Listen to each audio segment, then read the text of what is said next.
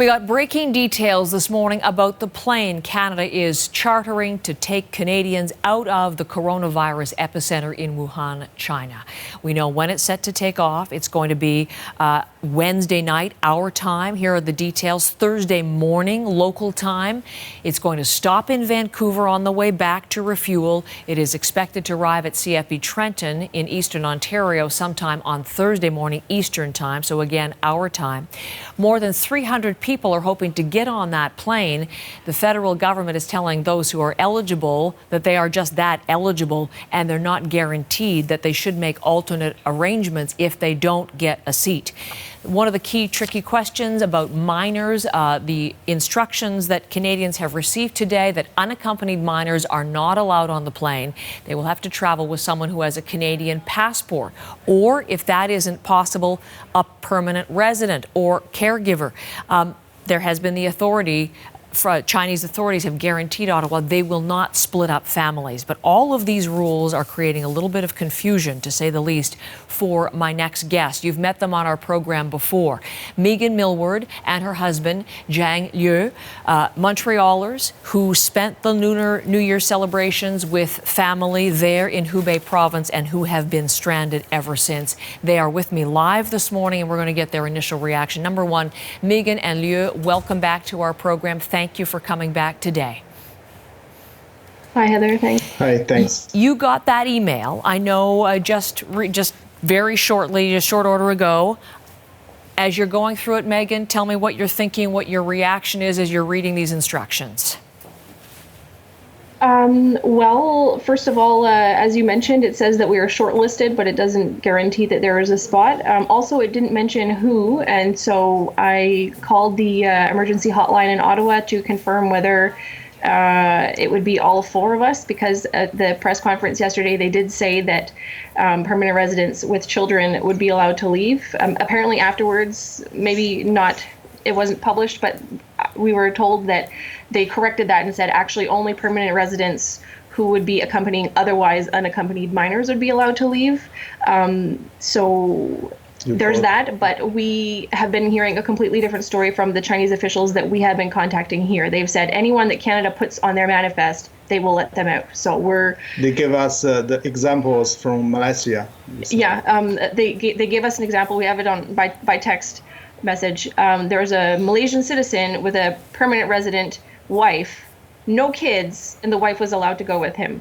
And the UK case, Australian case as well. Yeah, apparently many permanent residents of Australia were also on the flight that had Australian citizens, and there was the UK man whose permanent resident wife and their newborn child who was Chinese citizen. They were all given permission at the last minute. They're the ones that didn't make the flight. Right, Okay. And then we contact the Chinese official. They say definitely, as long as it's on the manifest, you can go. So, but in the meantime, based on what you're looking at from Canadian authorities, because you, Megan, are a Canadian citizen, it would seem to indicate that you should bring the children alone, and that you, Liu, because you're a permanent resident, they would not be unaccompanied, so you might be left behind. So is that kind of what you're feeling like? You're a bit in limbo with conflicting accounts this morning? Yeah. Yeah, because we called the SOS and they tell us only 3 people on the list. So I'm not on the list. You're not on the list. You know that for sure. You're not on the manifest. Right. We called them just around an hour ago. An hour ago. Okay. So then what are you going to do? Well, I don't know. We're all going to go to the airport and we're going to talk to as many people as we can to try to get somebody to change their mind. Because if China says, yes, it's fine, he can go, why is Canada saying, no, it's not? Like, we don't know who has their wires crossed or who's fibbing, but it's really upsetting. Yeah. If both sides say they're committed to keeping families together, what's the problem? Right. And we call the Chinese officials, the number is 24 hours, so you can access it. And everybody says, yes, you can go. And I don't understand why the Canadian side has a different version. Okay, so as long as you get on the manifest, the Chinese authorities say you can go. So in these next hours, I anticipate you're going to be working pretty hard to get yourself on the manifest. I mean, I don't know this. I certainly can't speak on behalf of those who are organizing it. It may be a matter of space on the plane, Megan. The email says that children under 2 are requested to sit on someone's lap. My kid turned 2 today.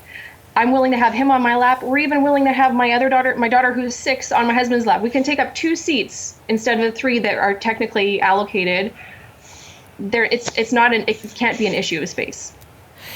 Okay, I'm listening to quite a different tone in your conversation from our last conversation last week, which was very much, you're taking it in stride and dealing with it there in family and waiting to hear. It seems like a very different dynamic this morning as now you have this in hand. Well, yeah, last week I was frustrated that things are slow, but I'm Canadian and I give people the benefit of the doubt, but now I'm just mad. I don't know who I'm mad at, but there's something wrong somewhere. And you, Liu, how are you doing as you process this too, figure this out? It's quite tough, and and my 2 kids where we go with my wife, and I'm not sure if she can handle 2 kids at the same time. But I mean, for sure, we as a family we want to stay together. It's very hard right now. Yes. Yeah, the email also said that there would be mental health support available during the 14 days, and I guarantee you, if I have both of my kids in a hotel room for 14 days without him, I'm going to need that support. I want to look ahead for just a second. Let's leave the uncertainty for a moment about who's going to be on that plane. And before we get to quarantine, I mean, you told us last time we spoke how difficult it was, you thought, even to get to the airport. You're suggesting that all 4 of you are going to go in hopes, but how are you even going to get to the airport when there's so little transport? We have a car that we had borrowed for the holidays anyway. My husband has a Chinese driver's license. He's going to be our driver because we've been requested to provide information on who's the driver, what's their ID number, and all of that. So he's the driver, whether in the end he can get on or not.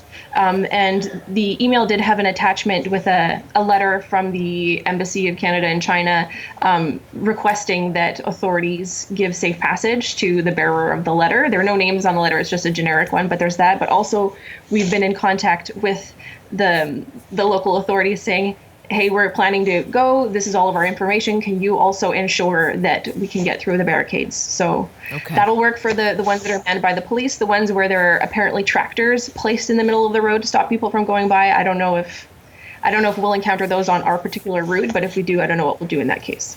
Okay, but at least barring that, this sounds like this is not the most concerning aspect to you. You did mention the quarantine, and again, in answer to this question, it probably depends on whether it's one or both of you who are able to be there for those 14 days.